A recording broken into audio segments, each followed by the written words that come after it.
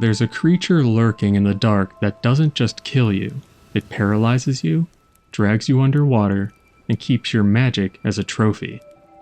Now then, welcome back everybody. Open your books to page 71, because today we study the Chuul. Yeah, I fought a Chuul once. My sword bounced right off its carapace. It still has that sword and the arm I swung it with. Last week we talked about a fairly uncommon beast called the Chimera. Well, this week we'll be discussing another somewhat uncommon creature by the name of the Chuul. Unless you live in the Underdark or beneath the waves, you've probably never heard of them. Count your blessings, they're incredibly deadly. In fact, I've heard stories of experienced adventurers stumbling upon a Chuul on their way to another destination, and perhaps they underestimated them, but only one of them ever made it back to town. So they can certainly ruin an expedition in no time at all. So I hear you wondering, what even is a Chuul? Well, to understand that, we'll have to understand where they came from. It's very important to their story as well as their behavior. And to understand where they came from, I'll have to briefly fill you in on another creature by the name of the Aboleth, because they're the ones who created the Chuul. In brief, the Aboleth are a race of ageless aliens originally from the Far Realm, a place of madness about as far away from our reality as you can imagine. Millennia ago, they emigrated from that distant plane to ours and took up residence in the Underdark and deep in the oceans beneath the waves. These things were the definition of evil, and were known to be incredibly psionically gifted, but the one thing they couldn't do was exist on land. They were entirely locked to the water. So to remedy that, the Aboleth would mutate and modify existing species to crawl up on the land and do their bidding. And here's where the topic of our entry comes into existence. The Aboleth would create the Chuul, it's believed, by combining several different species. Supposedly, they're a combination of some kind of serpent worm and a crustacean. Now, there are lore masters who have said that the Chuul are actually a result of some mad wizard's experiment gone wrong many years ago.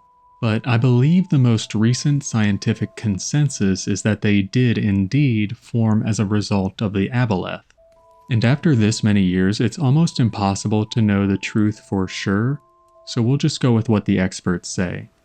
But moving on, the Chuul, as mentioned earlier, is a lobster-like aberration that stands approximately 8 feet tall and can weigh in around 650 pounds, with orange beady eyes and a thick yellow-green carapace. They have 6 limbs beneath their torso, with 2 of them being massive pincers, and around their mouth area, you'll find several tentacles draped downwards. This part is honestly the most important part to avoid, because if they were to touch you, there's a fair chance you could find yourself paralyzed for a time. Their carapace, as you might imagine, is incredibly tough to crack for your average adventurer, so I'd say plan accordingly if you plan on coming across one of these creatures. Moreover, the Chuul is amphibious, which means they can engage you on both land and in the water. And those eyes I mentioned earlier, they can see perfectly well in the dark, which shouldn't be a surprise seeing how they make their homes in the dark places of Faerun. The Chuul can understand the language known as deep speech, but can't speak it. Maybe the tentacles get in the way of that. They're also completely and utterly immune to any known poison, at least any that I know of. My suspicion is this is because of their unique biology. After all, they're basically a magical creation of the Aboleth, and the poisons we use are reliant on familiar biology. And since they're so different, the poisons have absolutely zero effect. There is one thing that can poison them, but I'll touch on that a bit later. Anyhow, as far as lifespans go, it's entirely unknown. The tomes say that the Chuul are actually some of the longest-lasting servants of the Abolethic Empire, and that they will lie dormant in hidden places for millennia. On top of that, the Chuul continue to grow each and every year. They don't top out at a certain size like most creatures we study. which means somewhere out there, something far larger could be waiting. And while we're talking about their biology, I'd like to note that supposedly the Chuul are actually very susceptible to mutation. This could be because of their inherently magical nature, because they can be affected by anything from magical experimentation, planar rifts, or even simply polluted water. In fact, there's a variant known as the Uchulon or slime Chuul. This is a Chuul who has been infected by a mind flayer's tadpole. This process is known as ceremorphosis and is the process by which mind flayers induce bodily change or mutation in their subjects. And as a result, the Chuul will exhibit a bluish-gray color as well as increased intelligence. Interestingly, you know how I mentioned that the Chuul were created to serve the Aboleth? Well, as you know, the Aboleth haven't existed on Faerun in quite some time, at least not as far as I know. But there have been a number of stories about the Chuul serving mind flayers instead. Perhaps they find them kindred spirits since they both have tentacles on their faces, who knows. Anyhow, I think that's a fine enough segue for me to begin discussing what kinds of behaviors we can expect from our lobster-like friends. The Chuul can generally be found in the dark or damp areas of the world such as coastal regions, swamps, and especially the Underdark. But what most novice adventurers don't know is that they're also commonly found amongst the ruins of old Aboleth empires, which are mostly at the bottom of our oceans. Some of them, particularly the older ones, also tend to create their own lairs by digging into lake or ocean bottoms and building rudimentary structures, and these are mostly either built from stone or wood. These can be very primitive, but will almost always contain a specific room used to display treasure taken from their victims. The Chuul mostly live as solitary creatures, but can also be found in small pods of about 3 to 5, which is generally when you'll find them erecting the aforementioned structures. And in regards to reproduction, the Chuul are known to lay eggs, and I was fairly surprised when I read that they're actually quite protective of them, because you don't usually see that in creatures like this. But also, there have been numerous incidents of the Chuul attaching their eggs to the underside of nearby boats. My assumption is that this is to increase the spread of their kind, since the eggs will go off to wherever the boat is headed. But that does beg the question, how can they survive once they hatch if they're so far away? Well, the Chuul actually have what's called a racial memory. This is probably another result of being created by the Aboleth since they have that very same ability. What this means is that even if the newborn Chuul are hatched away from their creator, they can recall any memory that a previous Chuul has experienced. This allows them to retain any survival impulses that their ancestors might have had, which will naturally increase their chances of survival. Now, it's not exactly perfect, in fact it'll be less and less vivid the further back the memory goes. However, there is one thing that never seems to fade, and that's the handful of directives implanted in them by their ancient creators. As far as we know, there are 2 main things the Aboleth instilled in the Chuul. First, an overwhelming hatred of humanoids, specifically surface-dwelling ones like humans, elves, halflings, and dwarves.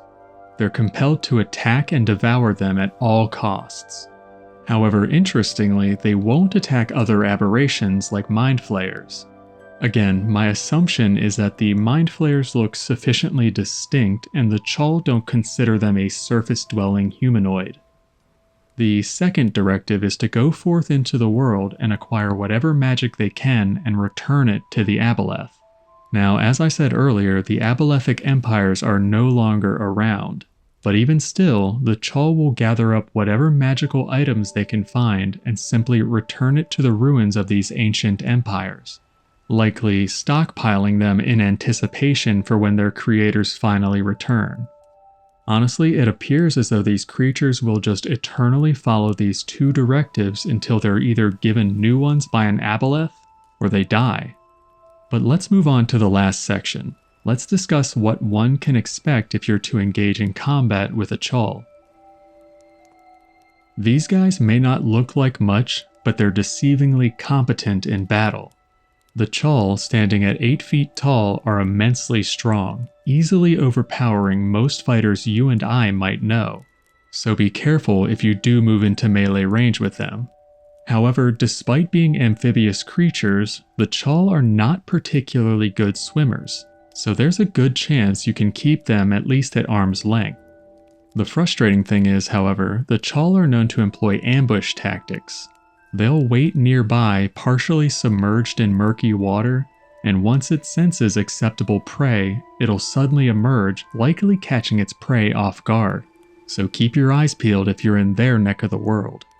On top of that, the Chuul can sense any form of magic at a fairly large distance. This is an innate ability of theirs, not a magical one. So even if you yourself are attempting to sense magic, it simply won't show up. And I assume this is how they decide which prey to ambush, since they're singularly interested in acquiring magic items.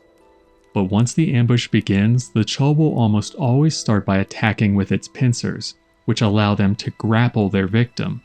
And should you let that happen, that's where the tentacles come into play. They have the ability to paralyze you if you let them touch you. And if that happens, their next step is to either crush you or begin devouring you. But let's hope it never comes to that. One interesting thing to note, however, is that the Chuul will never attempt to eat the brains of their victims, because for whatever reason, the brains of humanoid creatures are poisonous to them. They are completely immune to any poison known to man, but brains? Well, that's entirely off the table. As far as why? It's unclear to me, and I'm not entirely sure how you could use that to your advantage. Regardless, that's about it. Their battle tactics aren't exactly complex, so just make sure you remain on guard, and should you be ambushed, try to keep them at arm's length. And remember, they're somewhat susceptible to magic, so take that for what it's worth. And I think I'll end this entry here. Hopefully, this knowledge can keep you alive if you ever find yourself standing in some still water. Anyhow, class is over for today. Thanks for listening. Okay folks, that's the end of that one. Hopefully you learned something new. I know I did during the research. So if you enjoyed yourself, hit that like and subscribe button. And I'll see you guys for the next one. So be safe, take care, and happy trails.